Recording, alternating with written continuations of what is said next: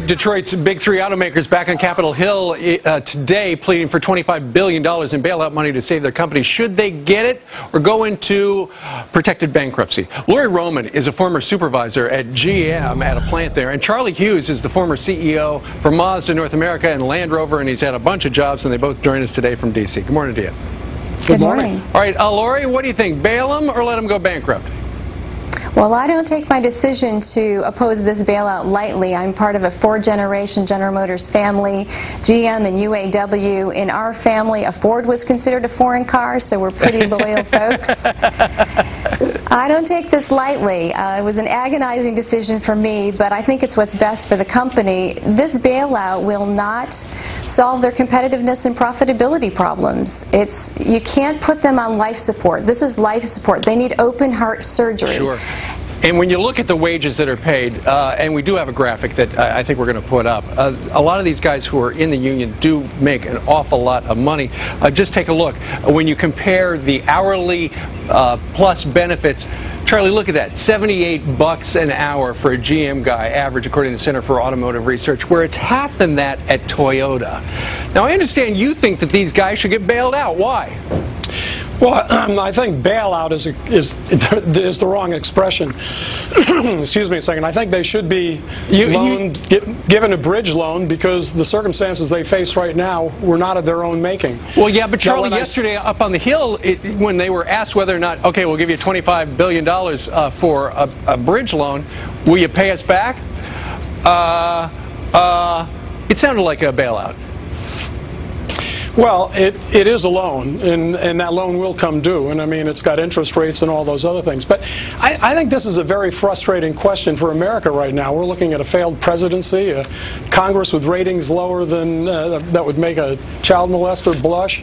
We've got a crisis, a financial crisis from a lack of government oversight, and we got an ethical breakdown in terms of lending money, investment banks. Sure. I think the key point here is, can you imagine America without a strong industry? And I might add, no other major economic country that's an economic power can imagine having a country without a strong automotive industry. Yeah. And Charlie, we want to protect all those workers as well. We want to continue the conversation with Lori and Charlie in 2 minutes. Plus, can you imagine being watched when you vote? It could happen with this card check thing. Lori and Charlie, stick around, and we want your thoughts on getting rid of secret ballots for unions. Email us right now, friends@foxnews.com. Meet Bill, a real union boss. Here's Bill assaulting a cameraman.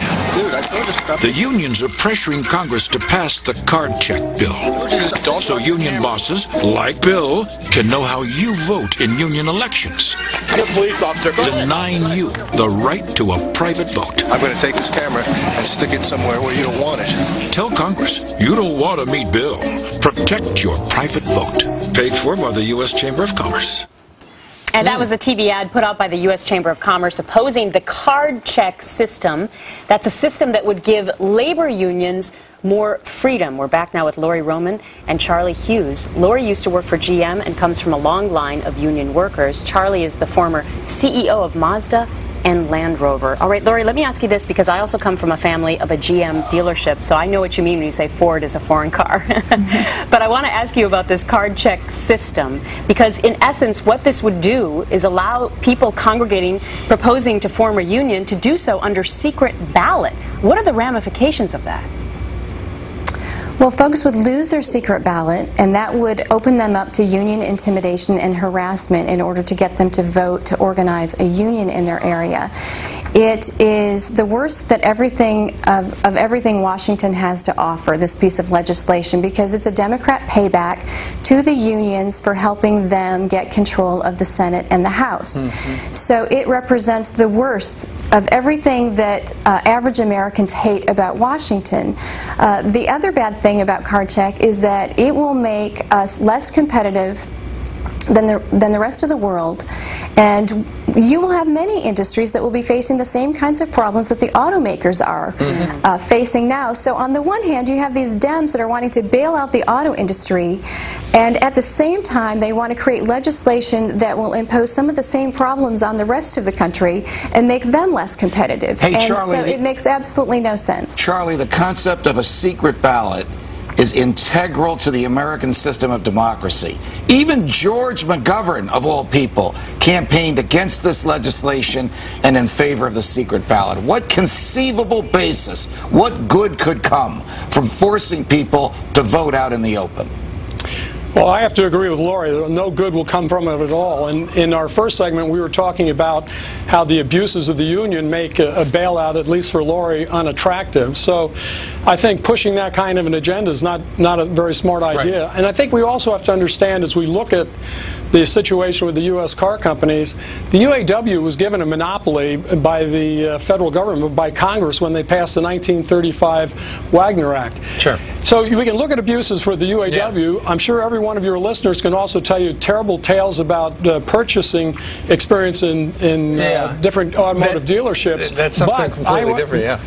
Yeah, but all I want to say is that we have to make up our mind as a country whether we want to have a strong manufacturing segment led by the car business. Right. The Chinese certainly want to. The Koreans have wanted to. Absolutely we do, Charlie. But Lori, going to his point about the abuses of the union system, and I know you were telling the judge a story. Just real briefly, if you would, tell us a story about the guy who comes to work, punches in, then goes to a bar for 8 hours. Well, first let me say that I come from 4 generations of union workers, and my family and many others like them are very hard workers and do a very good job. But there are some But there is a minority. The problem is the union takes money from good workers and uses it to defend the worst of the workers. I had an employee, and this happened regularly. I've seen it in plants all over. This is lore at the automakers. They punch in. They'll go to the corner bar or out fishing, and in fact, I had one. I paged the gentleman at the corner bar in order to find him when I couldn't find him in his work area, retrieved him, and gave him a 30-day disciplinary layoff because that's what the work rules allowed for at that time. He was up for that. And he came back after 30 days, smiled, and thanked me for the paid vacation. And I said, "What are you talking about? I gave you a disciplinary unpaid layoff." And he said, "Well, first you should know I tried to get off because I wanted to go fishing. And second, you should know that the union negotiated with labor relations to get the time off with pay." Right. Oh, my goodness. Quite a story. And those are the stories that make people steamed. Absolutely. And we want to point out, we want all those workers to keep their jobs, and we want the pensions to all work out, but they've got to do something on Capitol Hill because it is a checkmate. All right, Lori and Charlie, we thank you both for joining us today. Thank you. All right. Thank you. Wow.